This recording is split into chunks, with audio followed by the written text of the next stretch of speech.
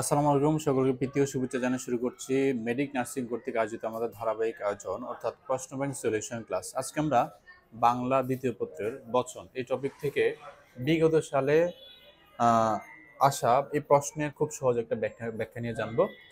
So আমাদের আজকের topic হচ্ছে কি বচন। তো এই বচন থেকে আমরা দেখতে পাচ্ছি যে প্রথম প্রশ্নটা কেবল উন্নত প্রাণী, আচ্ছা আমি একটু কালারটা নিয়ে নেই।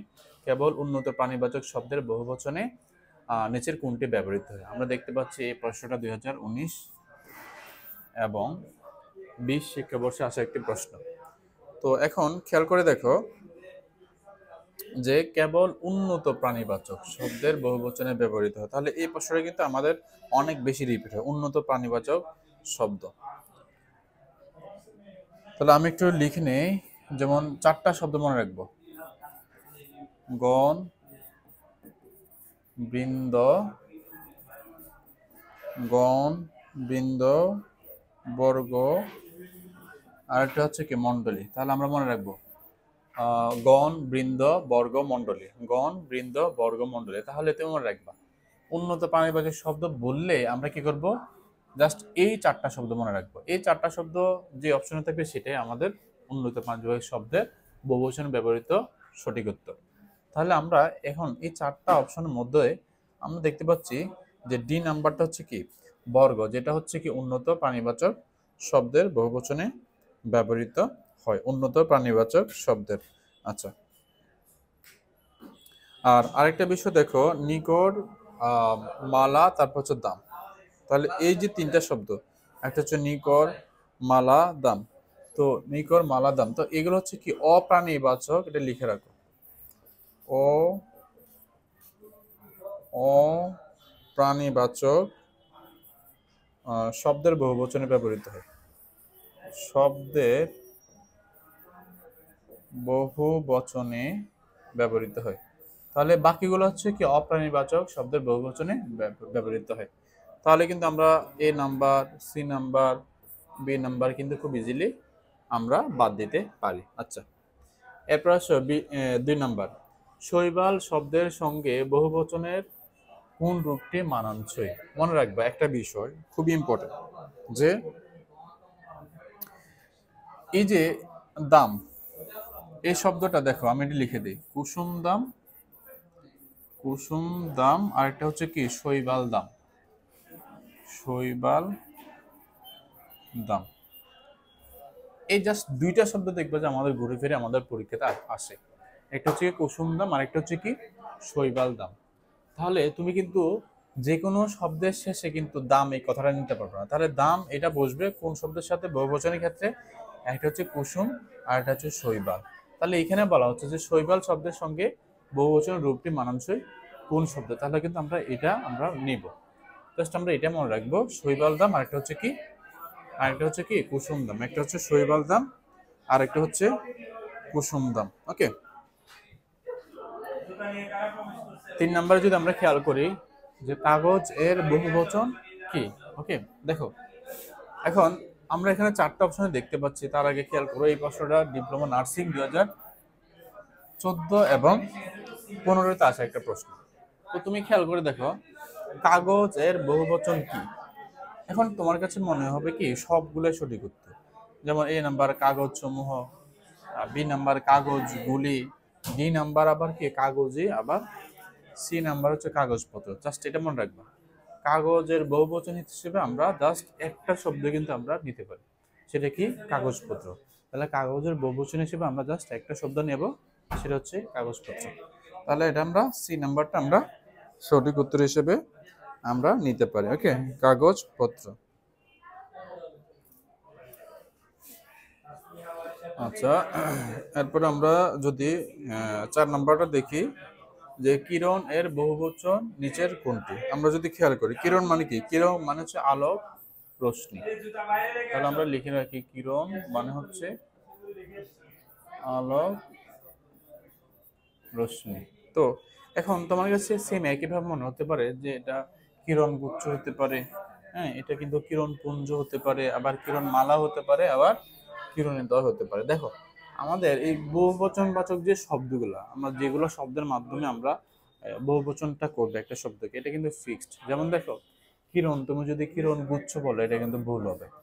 তো এটাকে বহুবচন করতে হলে কিরণ মালা, আমরা এই শব্দটাকে আমরা নিতে পারবো, কিন্তু পুঞ্জ নিতে পারবো না, দিও নিতে পারবো না, কিরণ দয় আমরা এটাকেও কিন্তু আমরা নিতে পারবো না। ওকে, যেমন দেখো মেঘ, এখন এটাকে তুমি যদি বহুবচন করতে চাও তাহলে তোমাকে এইভাবে লিখতে হবে যে মেঘ পুঞ্জ, ঠিক আছে? তো আমরা ঠিক এইভাবে কিন্তু আমরা বহুবচন করতে পারবো। যেমন দেখো পর্বত, আমরা যদি এই শব্দটাকে বহুবচন করতে চাই তাহলে আমাদেরকে এইভাবেই লিখতে হবে যে পর্বত, পর্বত মালা। তো আমাদেরকে কিন্তু ঠিক যেভাবে আমরা যেভাবে আমাদের ব্যাকরণ বইটা আমাদের সাজানো, ঠিক এইভাবে কিন্তু আমাদের সঠিক উত্তরগুলো চিহ্নিত করতে হবে। আদারওয়াইজ কিন্তু আমাদের সঠিক উত্তর কিন্তু বের করা খুবই কঠিন হবে। আচ্ছা,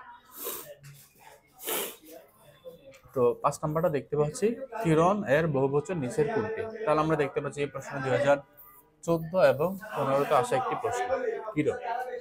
তো আমরা তো একটু আগে এই প্রশ্ন সলভ করে এসেছি যে কিরণ মানেটা কি। কিরণ মানে হচ্ছে কি আলোক রশ্মি। তাহলে এই যে শব্দটা, এটাকে আমরা বহুবচন কিন্তু যে কোনো শব্দ হিসেবে কিন্তু আমরা লিখলে কিন্তু এটা বহুবচন হবে না।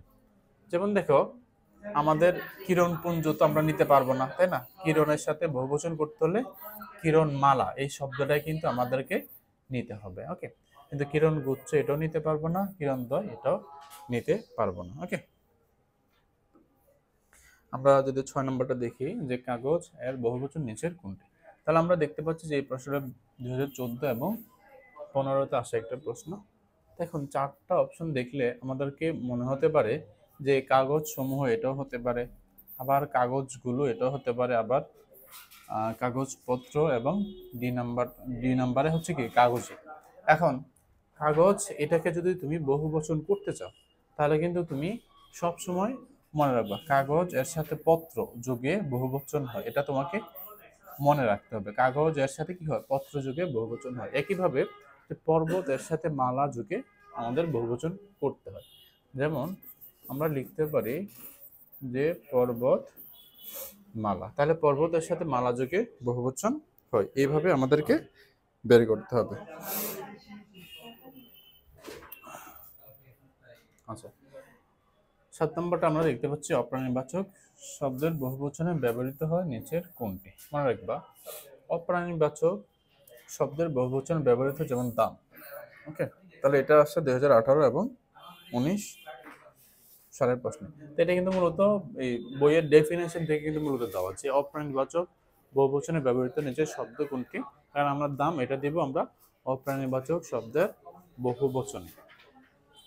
আমরা দেখতে পাচ্ছি পরেরটা, নিচের কোন বাক্যে বহুবচন ব্যবহৃত না হয়েও বহুবচন বোঝাচ্ছে। ওকে, তাহলে দেখো বহুবচন না ব্যবহৃত হয়ে কিন্তু বহুবচন বোঝাচ্ছে এরকম অনেক শব্দ আছে। তো তার মধ্যে আমরা যদি একটু খেয়াল করি যে আমরা সি নাম্বারটা, যে সমাজে নারীর, হ্যাঁ নারী বলতে কিন্তু এটাকে হ্যাঁ একও বোঝাচ্ছে অথবা এটাকে বহুবচনও বোঝাচ্ছে, কিন্তু একটু কনফিউজড। আমরা যদি সম্পূর্ণ বাক্যটা যদি আমরা পড়ি তাহলে কিন্তু আমরা খুব ইজিলি বুঝতে পারবো মূলত নারী বলতে একজনকে বোঝানো হয় নাই, মূলত সমাজের সকল নারীকে বোঝানো হচ্ছে। এই সমাজে নারীর ক্ষমতায়ন নিয়ে তিনি গবেষণা করেছেন। তাহলে এখন সমাজে তিনি যে নারীর ক্ষমতায়ন, এখন নারী বলতে কিন্তু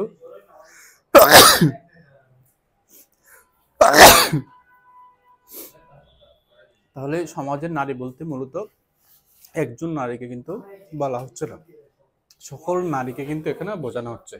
তাহলে সমাজে সকল নারীর ক্ষমতায়ন নিয়ে তিনি গবেষণা করেছেন। তাহলে এখানে নারী এটা এক বচন হিসেবে হলেও মূলত এখানে বহুবচন হিসেবে এটা ব্যবহৃত হয়। ঠিক আছে, তো এই ছিল আমাদের বচন থেকে বিগত সালের প্রশ্ন ব্যাংক সলিউশন ক্লাস। তো এইভাবে তোমরা তোমাদের বিগত সালের প্রশ্ন ব্যাংক খুব সহজে সলিউশন করতে আমাদের এই পেজের সাথে থাকো এবং পরবর্তী ক্লাস দেখার আমন্ত্রণ জানিয়ে আমরা আজকের ক্লাসটা এই পর্যন্ত রাখলাম। ধন্যবাদ সকলকে। আসসালামু আলাইকুম।